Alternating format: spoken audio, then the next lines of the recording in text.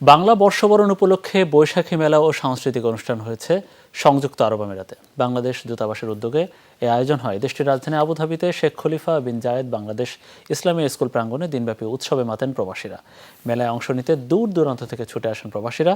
সংযুক্ত আরব আমিরাত থেকে আমাদের সহকর্মী মেহেদি রুবেলের পাঠানো রিপোর্ট।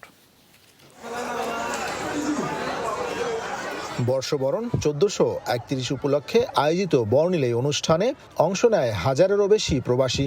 স্কুল প্রাঙ্গণ পরিণত হয় বাঙালির মিলন মেলায়। রং বেরঙের পোশাকে সেজেছিল শিশুরা, বড়রা মেতেছিল আড্ডা গল্পে। প্রবাসের মাটিতে ব্যস্ততার মাঝে এমন আয়োজনে খুশি প্রবাসী বাংলাদেশিরা। বাংলাদেশ স্কুলে এই ধরনের আয়োজন আসলে আমাদের করা দরকার, জাতীয় দিবসগুলো, যাতে ছেলেমেয়েরা এই বিষয়গুলোতে অবহিত হয়। দেশের বাইরে এরকম প্রোগ্রাম হওয়াতে আমাদের যারা বাচ্চারা ইংলিশ মিডিয়াম স্কুলে পড়ে তারা বাংলাদেশ সংস্কৃতি সম্বন্ধে জানতে পারে। আমরা অনেক দূরে আছি এখানে, তবু আমরা অনেক আনন্দিত যে এখানে আমরা সবাই একত্রিত হয়ে নববর্ষটা পালন করতেছি। বাবা মারা ওরা ওদেরকে যথেষ্ট উৎসাহ দিয়েছে প্রত্যেকটা পিঠা এবং বিভিন্ন দেশীয় খাবারগুলা ওদেরকে টেস্ট করার জন্য। অনুষ্ঠানে প্রধান অতিথি ছিলেন সংযুক্ত আরব আমিরাতে নিযুক্ত বাংলাদেশের রাষ্ট্রদূত মোহাম্মদ আবু জাফর। মেলায় অংশ নেওয়ায় সকল প্রবাসী বাংলাদেশিদের প্রতি কৃতজ্ঞতা প্রকাশ করেন তিনি।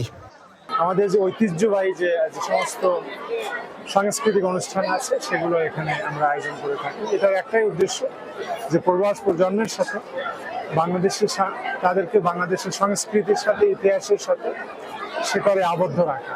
বিদেশে থাকা সত্ত্বেও আমরা যেন আমাদের এই পয়লা বৈশাখের সমস্ত অনুষ্ঠানের মাধ্যমে আমাদের যে বাংলাদেশের যে স্বাদ, সংস্কৃতি, খাবার দাবারের টেস্ট, আমরা পোশাক আশাক সবকিছু যেন আমরা অনুভব করতে পারি। মেলায় ছিল বাঙালি ঐতিহ্যবাহী বিভিন্ন খাবারের আয়োজন।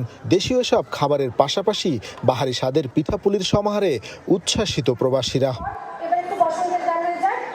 সবশেষ ছিল মনোজ্ঞ সাংস্কৃতিক অনুষ্ঠান। শিশুদের গান, নাচ ও বিভিন্ন সাংস্কৃতিক পরিবেশনায় মুগ্ধ হন দর্শকরা।